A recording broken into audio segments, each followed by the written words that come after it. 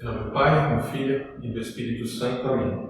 Ave Maria, cheia de graça, o Senhor é convosco. Bendita sois vós entre as mulheres, e bendito é o fruto do vosso ventre, Jesus. Santa Maria, Mãe de Deus, rogai por nós, pecadores, agora e na hora de nossa morte. Amém. São Francisco de Sales e São João Paulo II, rogai por nós. Em nome do Pai, e do Filho e do Espírito Santo. Amém. Olá, meu nome é Demir. E estamos aqui mais uma vez no Instituto Regina Coeli para tratar do assunto relacionado à engenharia da morte. No encontro anterior, nas aulas 10 e 9, tratamos da encíclica de São Paulo VI, Humanae Vitae.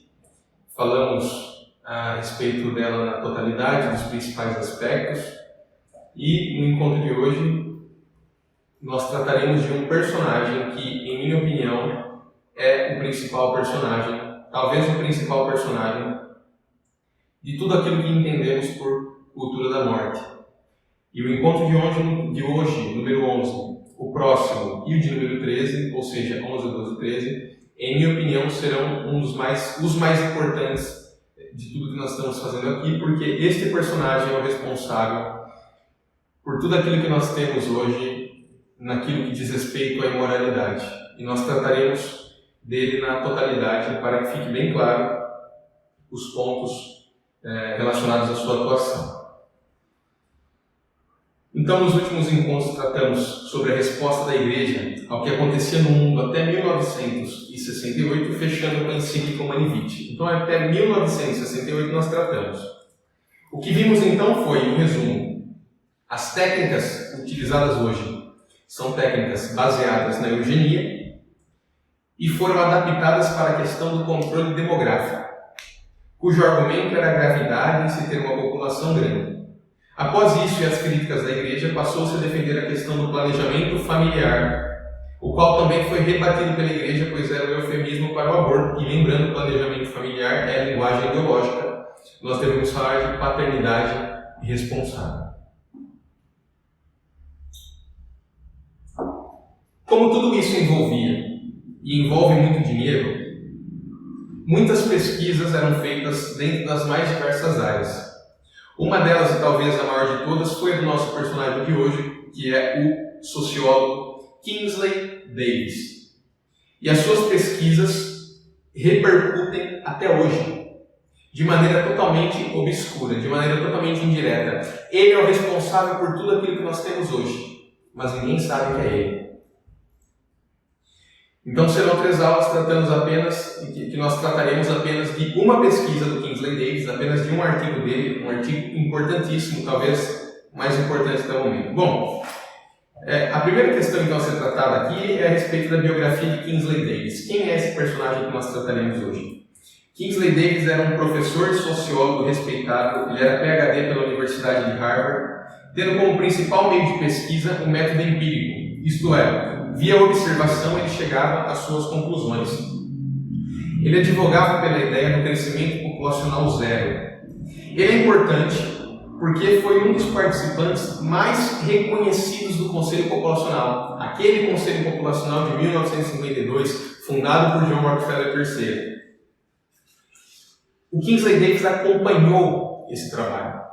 Ele era próximo também do Frank Notenstein, e nós temos também uma aula sobre o Frank Notenstein, e suas pesquisas relacionadas à demografia surgiram junto com o Frank Notenstein. Então, se você não acompanhou essa aula sobre o Frank Notenstein, volta na nossa playlist e assista depois essa aula a respeito dele, que era um demógrafo importantíssimo. O Kingsley Davis, então, surge no meio de toda essa galera, da galera do Conselho Populacional. Além disso, ele realizava estudos junto de Judith Blake, que era sua esposa. E é muito importante também esse nome, a Judith Blake, o nome correto dela, era esposa do Kingsley Davis, e ela influenciou muito, juntamente com o Kingsley Davis, uma outra aluna deles, que nós trataremos nos próximos encontros, que é uma mulher nesse caso, que aquilo que Kingsley não conseguiu explicar, essa mulher explicou. Mas isso são coisas dos próximos episódios. O Kingsley também foi um dos maiores responsáveis pelos estudos relacionados ao controle de natalidade e crescimento populacional na Índia. E se vocês se lembram bem, em 1960, os primeiros testes foram feitos na Índia. sendo principalmente as suas pesquisas grandemente comentadas. Para se ter noção, então, o Kingsley Davis ele tinha posições relacionadas à prostituição ser boa para a sociedade e, surpreendentemente, desde meados de 1960, ou seja, quando estavam fazendo as pesquisas com a Índia, o Kingsley passou a discordar dos ensinamentos dados por essas entidades, pois elas prometiam um resultado demográfico sem lidar com a base motivacional e apoios da sociedade para a alta fertilidade. Isso aqui é uma frase dele. Ele dizia que essas entidades que combatiam o crescimento populacional, elas estavam agindo de maneira incorreta, porque elas não estavam lidando com a base motivacional da família, da formação dos filhos, do desejo de querer ter filhos. As bases motivacionais vindas da sociedade. E por essa razão a fertilidade não diminuía, nas palavras dele. Por essa razão, no ano de 1967, ele publicou um artigo na famosa revista Science com o seguinte título: Política Populacional. Os programas atuais terão sucesso? Nesse artigo, o Kingsley tece críticas ferrenhas aos que estavam defendendo o aborto, a utilização do DIU, dispositivo intrauterino, e anticoncepcionais como meios médicos. Pois ele tinha absoluta certeza que isso não mudaria absolutamente nada a questão do crescimento populacional. Porque ainda que você utilizasse de todas essas ferramentas, a questão do crescimento populacional era uma questão motivacional, era uma questão social. E se não fosse atacado na base, na raiz, nada resolveria.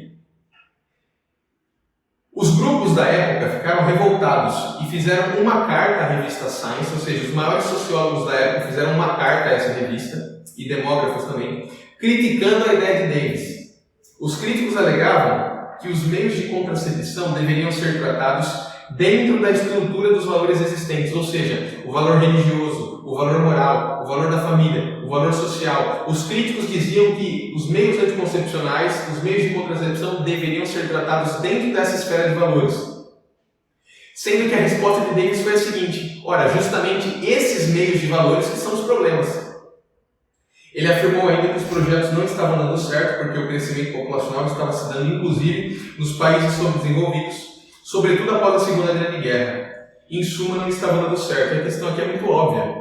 Por que os países subdesenvolvidos estavam crescendo após a guerra? Pelo fato de que a guerra olhe bem o que eu vou falar, a guerra, em certo sentido, é uma questão de evolução.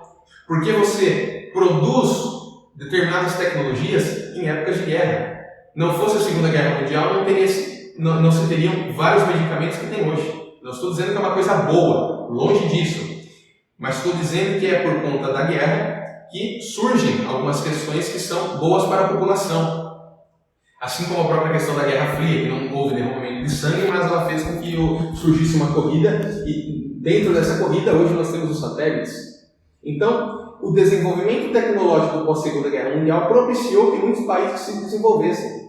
Então, não adiantava nada a esfera de valor continuar a mesma e essas pessoas ali tentarem propor todos os mecanismos. Por quê? Porque as pessoas iam continuar querendo ter filhos, iam continuar querendo viver uma vida de acordo com os padrões sociais da época.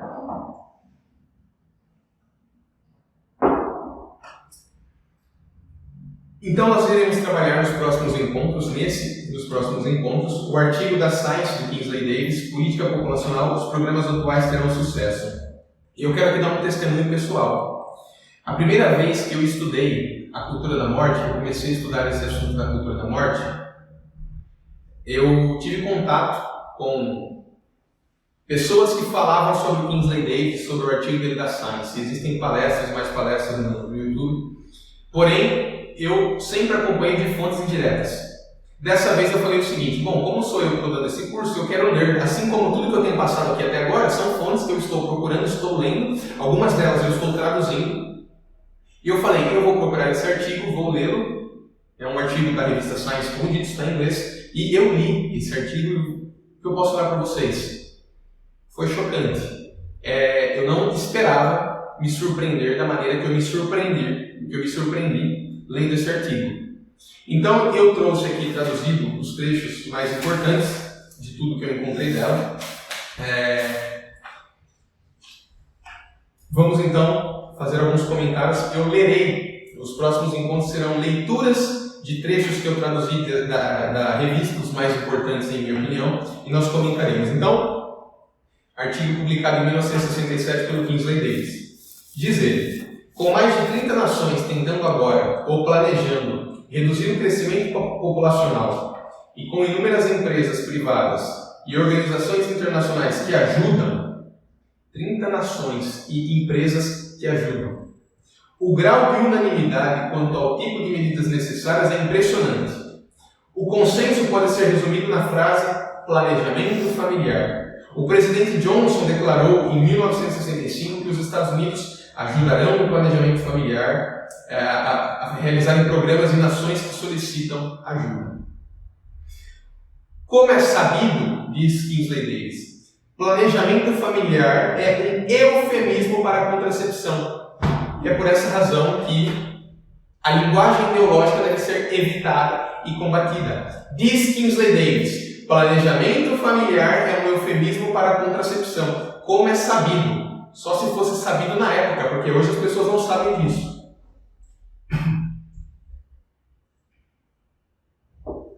A abordagem do planejamento familiar para a limitação populacional, portanto, concentra-se em fornecer, olha a estratégia, contraceptivos novos e eficientes em uma base nacional, através da massa de programas de saúde pública. Sobre a motivação, diz Kingsley, santificando a doutrina de que cada mulher deve ter o número de filhos que ela quer e assumindo que se ela tiver apenas esse número, reduzirá automaticamente a população ao grau necessário, as líderes das políticas atuais escapam da necessidade de perguntar por que as mulheres desejam tantas crianças e como esse desejo pode ser influenciado, ou seja, querem acabar com o nascimento, mas não estão perguntando por que as mulheres querem ter filhos. A questão é uma questão motivacional e como esse desejo pode ser influenciado. E na época, achavam que os problemas era que as mulheres não aceitavam os meios. Diz o Kingsley Davis. Os planejadores da família não ignoram a motivação. Eles estão sempre falando sobre atitudes e necessidades, mas eles colocam a questão em termos de aceitação dos dispositivos de controle de natalidade. Ou seja, eles estão prestando atenção na questão da motivação, mas eles estão achando que o problema de uma pessoa não querer utilizar o DIU, não querer utilizar o método anticoncepcional, é uma questão de que as pessoas não aceitam o DIU, não aceitam o concepcional em si mesmo. Ele está dizendo, a questão não é essa. No nível mais ingênuo, eles assumem que a falta de aceitação é uma função do próprio dispositivo contraceptivo, ou seja, as mulheres não querem colocar porque o negócio é ruim. Essa é a ideia geral. O Kingsley está dizendo, não, isso está errado. Diz ele, isso reduz o problema de motivo a uma questão tecnológica, ou seja, na ideia dos planejadores da família, para eles, a questão da motivação reside no seguinte, olha, as mulheres não utilizam desses meios pelo seguinte fato, elas não gostam de utilizar, por exemplo, um dispositivo de ferro dentro delas, elas não gostam do DIU. Então nós precisamos pensar em outros mecanismos, ou seja, uma questão tecnológica. O Kingsley está dizendo, não tem nada a ver com os meios. Continua ele.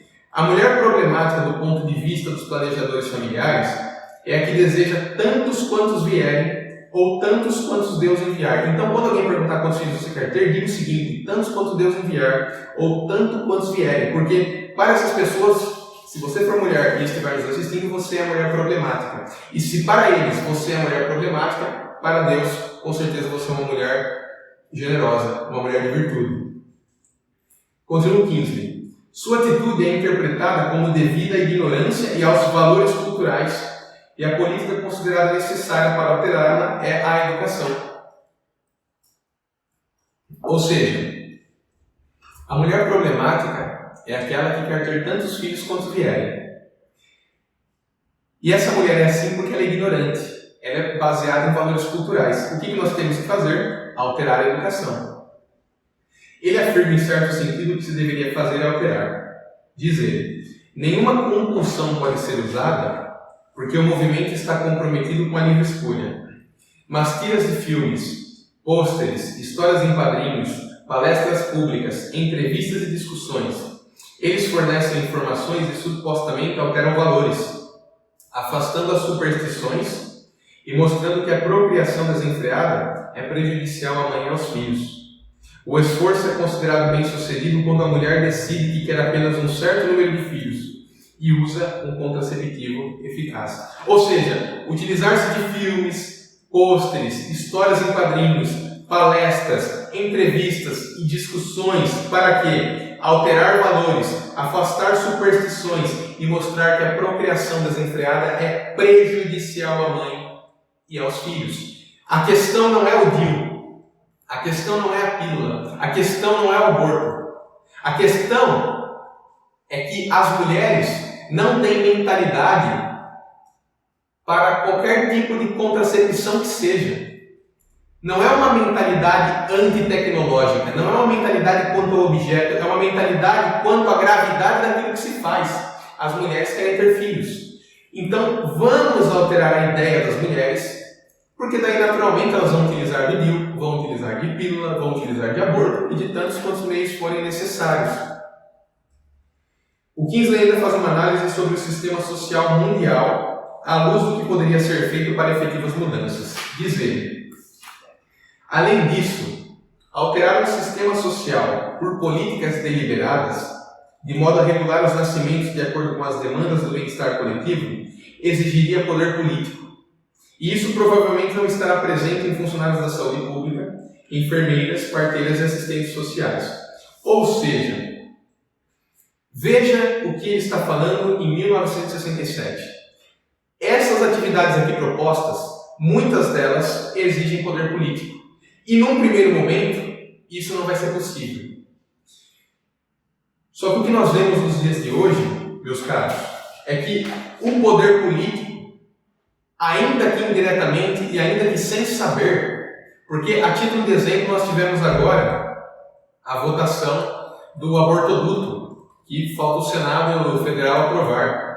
Muitos deputados votaram na Câmara sem saber o que o abortoduto significava. Ou seja, aquilo de 1967 reflete hoje, em 2020, no Congresso Nacional Brasileiro, onde o poder político tem tomado medidas políticas, medidas legislativas para financiar e para tornar efetivo aquilo que foi previsto por ele em 1967. Mas na época não era assim. Na época não tinha esse poder político.